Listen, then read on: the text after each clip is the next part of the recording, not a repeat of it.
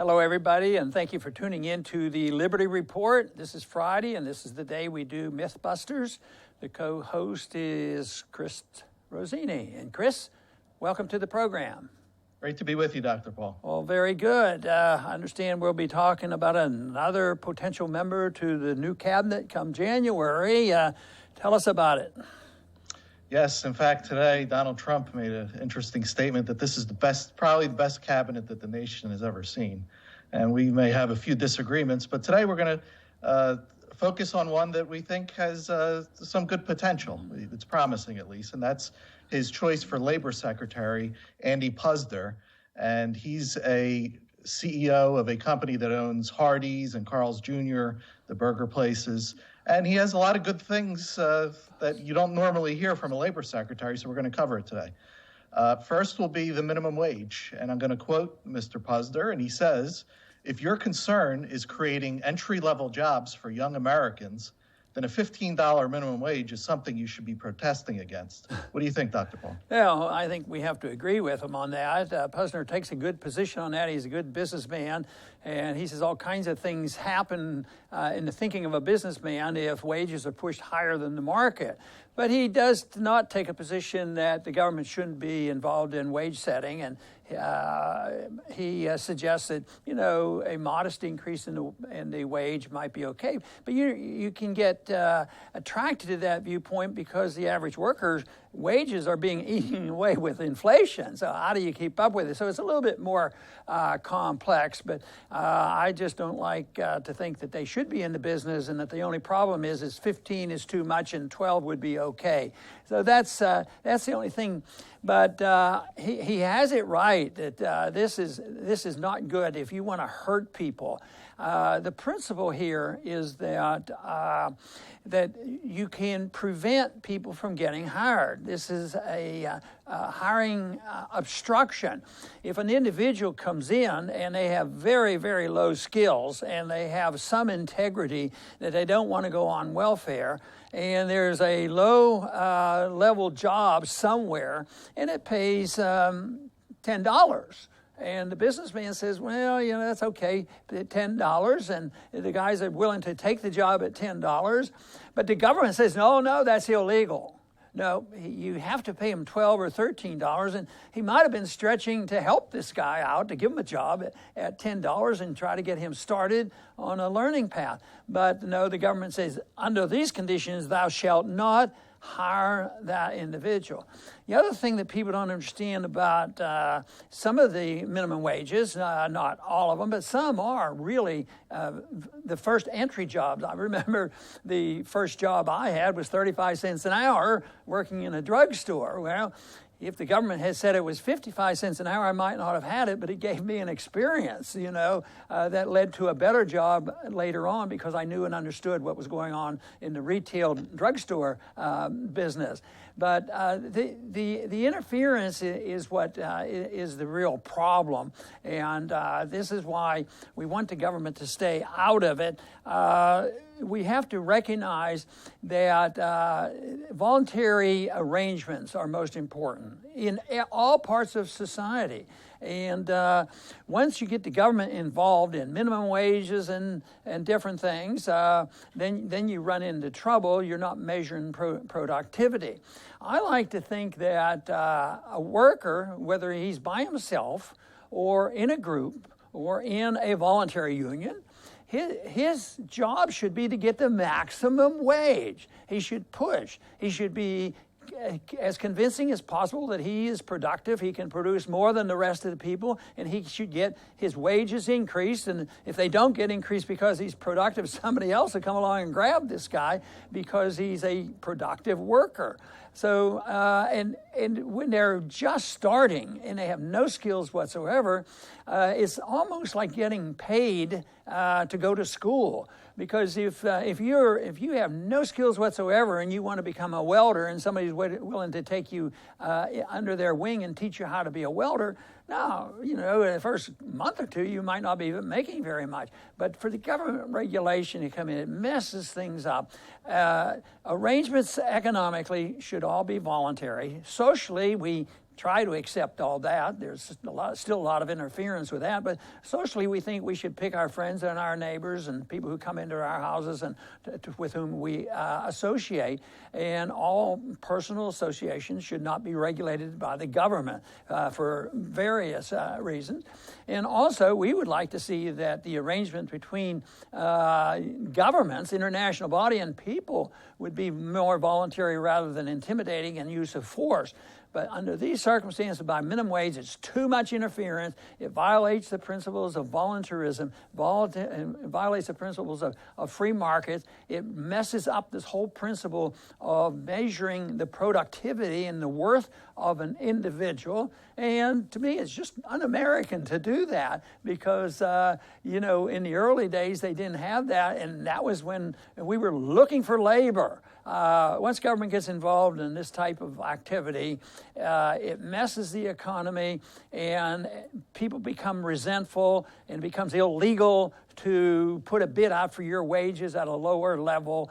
And it's so different than what a free market would produce, because a free market is prosperous and productive, and you're looking for, the best workers, and they should argue for the highest wages, just like the businessman should argue for the best profits.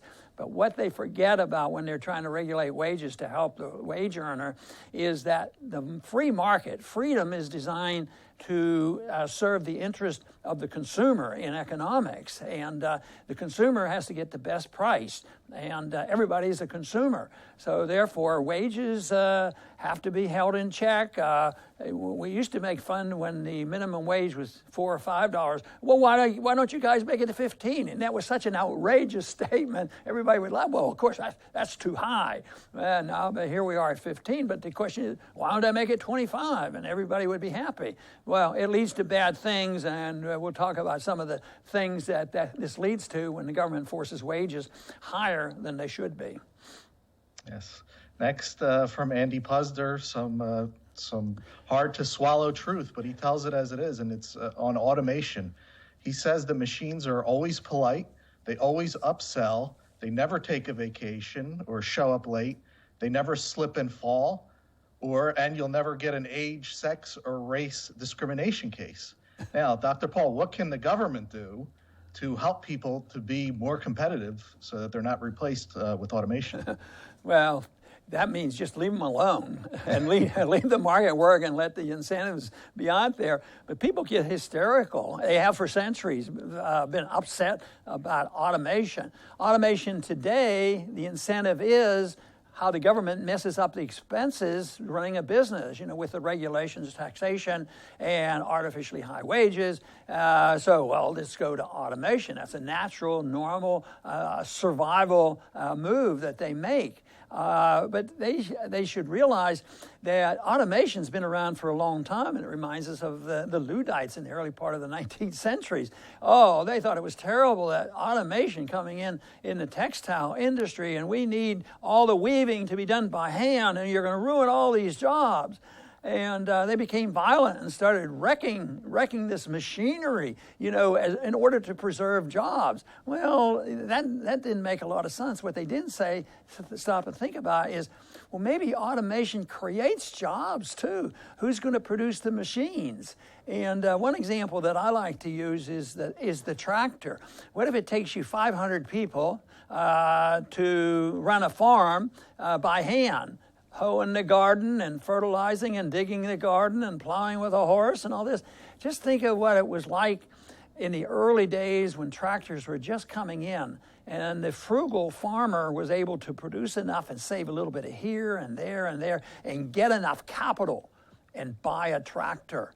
And he had to make those 500 people running the farm replaced with 1 or 2 tractors. It was amazing. But if it happened to be a small farm and was a family and it took 15 members of the family to do all the work, if they got 1 tractor, guess what? That family could do other things. They could have more leisure. They could go to school and the different things that would happen. But the principle of the tractor is that it causes unemployment and menial work. but somebody has to make the tractors. The same thing with automobiles. There were people saying, "Oh, we can't have all these automobiles coming in. The blacksmith, what is he going to do? How is he going to work on the horses and the carts and things?" Well, what happened? The demand for automobiles became great, much greater, and there were more jobs than ever before, and there was more productivity. But people have to adapt. People can't just think that they're hoeing a garden, they can't learn how to drive the tractor. They have to move along, and that's one of the things that's happening today is there are jobs out there. Some businesses honestly are looking for people from outside our country because there's not enough people willing to work, capable of working, or come out of college with a good education and they can do the work, especially in some of the technology. So those are separate problems. But if you didn't have these forces created by government basically, and push prices higher than they should be and have the inflation, you have to compensate for this. This makes it much more difficult. But the whole idea of automation is a good idea, but it's very, very annoying when it comes under today's circumstances, because this was all obviously what Pudzer was saying. He said, what we're going to do is, in the restaurant business, we're going to automate it and put these people out of jobs because they push for it. So it backfires on people when they think they can artificially decide what the wage would be. I mean, it eventually might have come that automation may be serving us everything, but the market should decide that. The consumer, maybe the consumer wants a more personal approach, or who knows what. But when the problems are artificially created by government, and then automation becomes a major problem. But I think the new Secretary of Labor has the right ideas about this and would know at least how to advise the way the president should go. Yes, great points, Dr. Paul. Next, we're going to cover a topic that Puzder actually disagrees with Donald Trump, and that's immigration. And Puzder says that deporting 11 million people is unworkable, and we hope in the end Mr. Trump comes to the same conclusion. Deportation should be pursued only when an illegal immigrant has committed a felony or become a public charge. Who do you think has the better idea there, Dr. Paul? Puzder obviously does. And, the one thing is one of the shortcomings of Trump may be a positive. Trump is not obsessive on all the issues. And already, the wall, I think he's backed down a little bit on that. And so he'll probably back down on this because, just in a practical sense, it's impossible to do it. So why pretend? People in politics tend to say things just to galvanize and energize and emotionalize these issues, and people get excited. Yeah, let's do it. Ship them back. Put Hillary in prison, and then suddenly the tone changes. So when he makes a good appointment like this, we should be very hopeful that the advice is going to be very good, reasonably good, and understands business, and that Trump picked him. He must have respect for him. He must think he's not going to be an enemy of the Trump administration. So I think we should be optimistic about that. And then, if the other economic changes pan out, which I'm reluctant to believe that's going to be an automatic, that is, we have a healthy, thriving economy by just spending more money. I just don't believe that. The people should have more money by saving and having more of a market economy. But if the economy remains weak, then we'll still have this job problem. But if some of this stuff would work, if we did go to a free market, if we did restrain or get rid of the Fed and get them out of the business of rigging interest rates and rigging the system for the benefit of the very wealthy, I mean, they would be thriving, during the time of the Industrial Revolution, when we had the steel mills and the automobile mills and the steam engines and all these things. We needed labor, and they were pouring in here, and nobody worried about it. And there were high-paying jobs. And I had a grandparent that came under those circumstances in the latter part of the 19th century, and working in a steel mill. So they needed labor. So it takes care of itself. And a lot of people say, well, you can't blame government for everything. Yeah, but almost, especially under today's circumstances, because the only way you couldn't blame government is if government were restrained and it had a definition that the founders tried to give it, and that is the purpose of government is to protect liberty and property and contracts and voluntarism. That's what they're supposed to be doing. Under those cases, you don't blame the government. We blame the government now because they do too much of the wrong thing and not enough of the right thing. Right. And finally, Dr. Paul, we're going to end with overtime rules. And the left they're pretty sad. I'm going to quote the LA Times. They say Puzder could lead an effort to scrap Obama administration initiatives, particularly the overtime rules, which seek to broaden the number of Americans who are compensated for extra work. Now, should government be involved in this at all, Dr. Paul? No, they shouldn't be. That's part of the, the private arrangement and personal choices. And the liberals have been writing about that, and they said, it looks like Puzder will be supporting labor over business. And some may interpret it that way. But the true position is you don't pick labor, you don't pick business, you pick the consumer, which means that you don't interfere.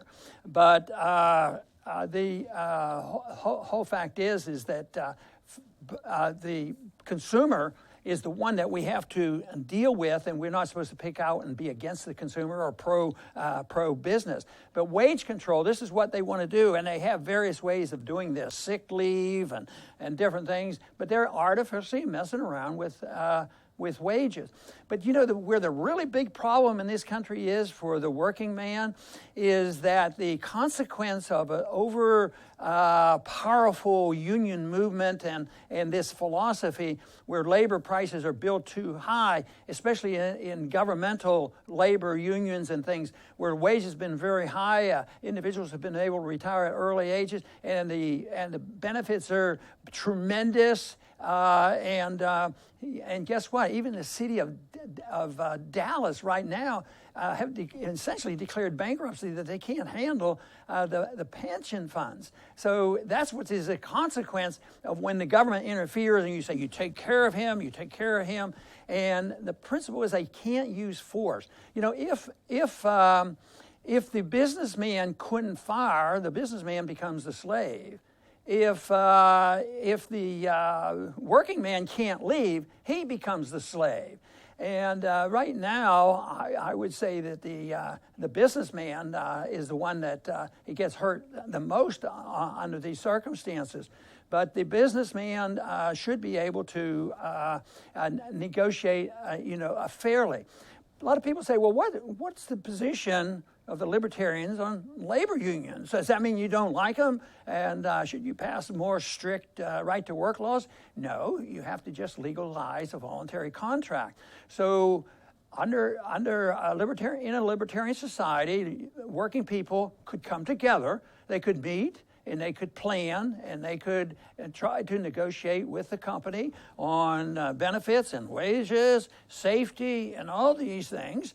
But they can't get the benefit of a government law that says that you can't go to the National Labor Relations Board and have a ruling that says you will accept the union demands. That's where it's wrong. So you shouldn't be able to do that. But the businessman and the unions, I think there'd be unions in a libertarian society, but I think they would be very competitive, but I don't think they should be able to force, just like the businessman right now has a lot of benefits and welfare in a way of getting help. But the businessman shouldn't get the benefits, nor should the working man get it in a way that they can force their way on the government, have the government stand behind it. It should be a voluntary voluntary approach of bringing labor together. And guess what? They should be working together. They shouldn't be antagonists. In a free society, they wouldn't be antagonists. But it is confrontational now. And I think that right now, though, the consequence of the ill-advised compulsiveness and compulsoriness of labor unions has come out. Right now, they represent 7% of the working people. But you could still have labor unions. You just have to recognize that everything should be voluntary. Nobody should get special benefits, a grant of forcing one side on the other. I think under those conditions, the businessman would be happy, the working man would be happy. Just remember, the highest wage in industry came voluntarily before unions. When automobiles came in and the Ford worker made $5 a day, and that was huge. Later on, the unions came in and made a big difference. So I think the labor would benefit, business would benefit. Get the government out, get rid of the regulation, get rid of the inflation, and guess what? Who would be the biggest beneficiary? It would be the consumers, and we're all a consumer, and we all want liberty. So I would suggest that's the way we ought to go. Yes, I agree. Chris, that ought to do it for the day, I think, unless you have anything else. No, that's it for today. Thank you, Dr. Paul. Okay, Chris, and thank you for being with us. And I want to thank the audience for joining us today. And please come back to the Liberty Report soon.